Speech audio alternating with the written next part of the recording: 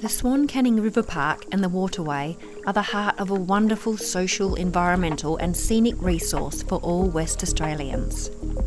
The Department of Biodiversity, Conservation and Attractions is responsible for the Waterway and has joint responsibility for the River Park shoreline.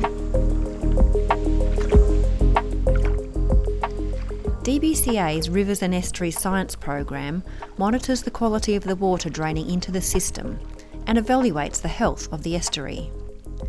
This includes investigating a range of contaminants that can affect the water quality within the river park. One of these is plastics and its impact on the environment. We've looked at a whole range of different contaminants, including things like PFAS, which is poly- and poly-fluoralkyl substances, which you may be aware of them as those forever chemicals, and in the Swan Canning estuary are most heavily associated with firefighting, foam, accidental releases into the system and from existing contaminated sites. We've also looked at a range of different contaminants, including things like heavy metals, hydrocarbons, pesticides, and we've looked at those within the sediments and also in fish and crabs and prawns within the system. And then most recently our focus has been on understanding the extent of plastic contamination within this system.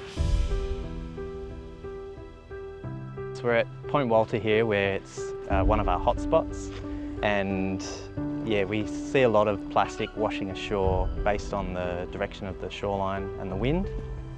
And essentially it's getting blown up and getting caught along the shoreline here amongst the vegetation mostly. And you can see there's always stuff, but we're finding bits of rope, bits of hard plastic, straws, which are always fun, soft plastic wrapping, food wrappers. We find fishing line here getting tangled up quite often. Microplastics, it's a different game. There's a real big problem. Estuaries are notorious for accumulating plastic debris, which will break down over time. And so with the plastics, that's just breaking into smaller and smaller pieces. So it's breaking up into more and more fragments essentially. And so that is just getting filtered amongst the shorelines, and it's really hard to stop that distribution that's occurring, and how hard it is to find pieces that are smaller than 5mm amongst the vegetation, and that is just, yeah, a real big problem for management. For the plastics work, we went out first in 2021. That was our baseline program. We sampled 38 sites and we sampled every 3 months during that 12-month period.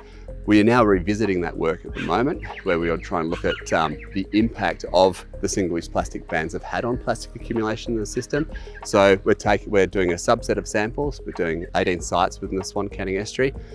Those sites that were problematic, that had a lot of plastic accumulating on them last time, we're revisiting those. And again, we're sampling every 3 months for the next 12 months. So that'll give us an idea of whether the amount of plastic in the system has changed primarily as a result of those interventions, such as the WA Plan for Plastics and the Plastic Free River Park program.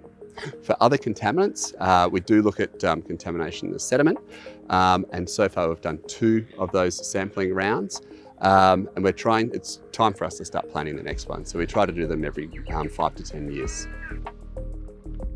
Swan Canning system does support a healthy fish community. We've got fish community sampling happening quite regularly, which shows that it is in pretty good condition. We have healthy seagrass meadows throughout the system.